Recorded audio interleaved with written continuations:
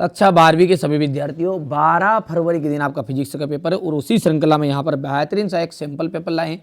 जी हाँ, most important paper है ये, ठीक है, ताकि आपको ये प्रैक्टिस हो जाएगी कि ठीक है माईएमपी एमपी क्वेश्चनों की, इसलिए यहाँ पर एक श्रृंखला चलाई गई है set A B C D की। बढ़िया से आप तो कंप्लीट करिएगा, मेरी गारंटी है यदि आप ये 4 पेपर का लगा के जाते हो तो 65 से 70 नंबर के बीच में आएंगे, ठीक है, क्योंकि पूरे समाहित किए गए, मैंने जितने भी खास प्रश्न हैं इसमें पूरे निचोड़ इन 4 सेटों में डाल दिया है। चलिए तो शुरू करते हैं। आवेशित खोखले गोले के अंदर विद्युत क्षेत्र का जो मान है वो मान कितना होता है? वो मान होता है 0।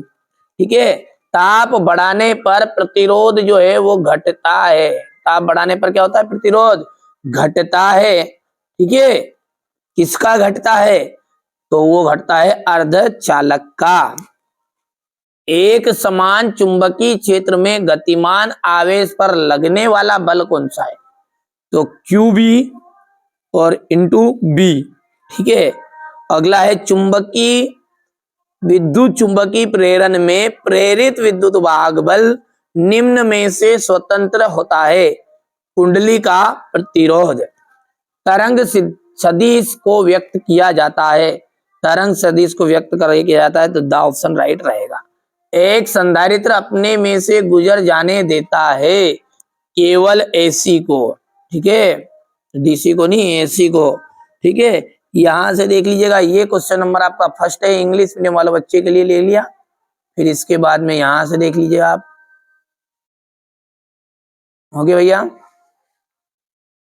चलिए, ये आपका क्वेश्चन नंबर 5 और 6 है। अब है आपके रिक्त स्थान, और रिक्त स्थान देखिए ध्यान से। किसी अर्धचालक का जो ताप है वो बढ़ाने पर उस चालक की चालकता बढ़ जाती है, घटाने पर घट जाती है। ज्यामितीय छाया में प्रकाश के अतिक्रमण की जो घटना है उसको क्या कहते हैं? विवर्तन कहते हैं। ध्यान से समझिए आप तो, विवर्तन। प्रत्यावर्ती धारा मापने के उपकरण धारा के प्रभाव पर आधारित होते हैं। उसमी। ठीक है, दर्पण के ध्रुव से प्रथम मुख्य फोकस तक की दूरी क्या कहलाती है? उसमीय विवर्तन कहलाती है। हो गया? फोकस दूरी कहलाती है। दर्पण के ध्रुव से मुख्य फोकस तक की दूरी फोकस दूरी कहलाएगी। उच्च तरंगों की जो खोज है वो डी ब्लॉगली ने की थी। D Broglie.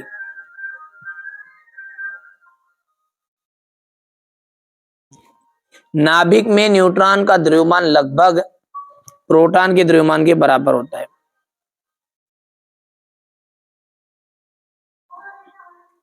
ये आपका क्वेश्चन नंबर 2 है, रिक्त स्थान फिलिंग द ब्लैंक्स है। ठीक है,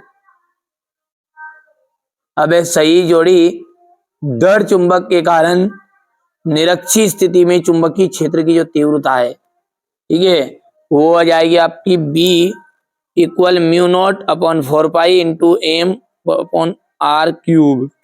किरचॉफ का द्वितीय नियम, किरचॉफ का जो द्वितीय नियम है ऊर्जा संरक्षण के नियम के बराबर होगा।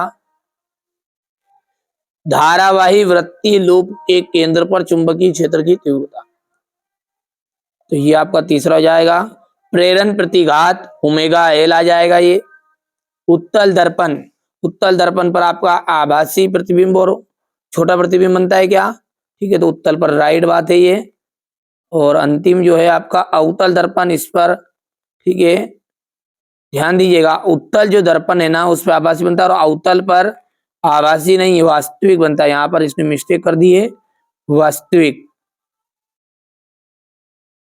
हाँ ठीक है, वो एक दर्पण में बनता है ना तो वो आभासी और बड़ा बनता है, इसलिए यहाँ पर ऑप्शन दे दिया, राइट है वो तो। चलिए आगे बढ़ते हैं।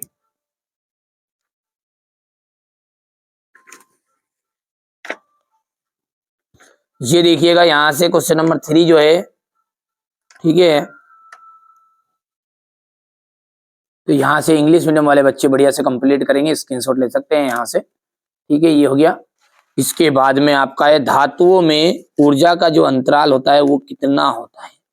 धातुओं में ऊर्जा का अंतराल शून्य होता है। एन प्रकार के अर्धचालक में बहुसंख्यक आवेश वाहक क्या होता है? मुक्त इलेक्ट्रॉन।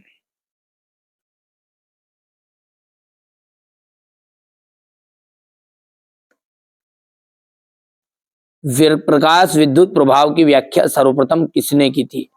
आइंस्टीन ने। ठीक है। और व्यतिकरण के किस प्रकार के प्रकाश स्रोत की आवश्यक होते हैं? कला संबद्ध स्रोत।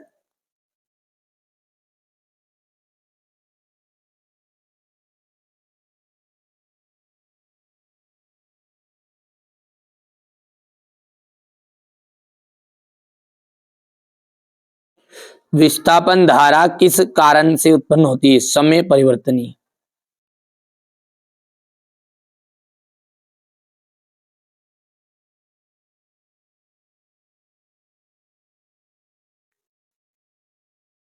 चलिए हो गया इतना। इसके बाद में आपका देख लीजिए क्वेश्चन नंबर ये 4 इंग्लिश मीडियम वाले बच्चों का, थोड़ा सा छोटा कर देता हूं ताकि आपको पूरा सॉल्यूशन मिल जाए। ये हो गया।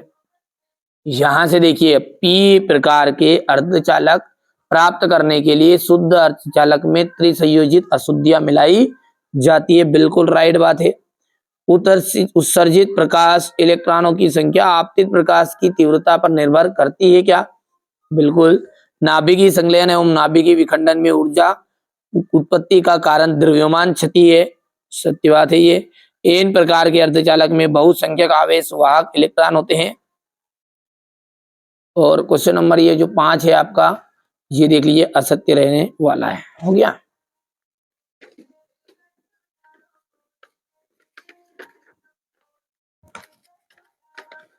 ठीक है। यहां से देखिएगा क्वेश्चन नंबर 5 जो है ये हो गया है ना। संधारित्र किसे कहते हैं? किसी चालक की धारिता से क्या तात्पर्य है? चालक की धारिता को प्रभावित करने वाले कारक बताने हैं। ओमी और अनोमी प्रतिरोध को समझाइए।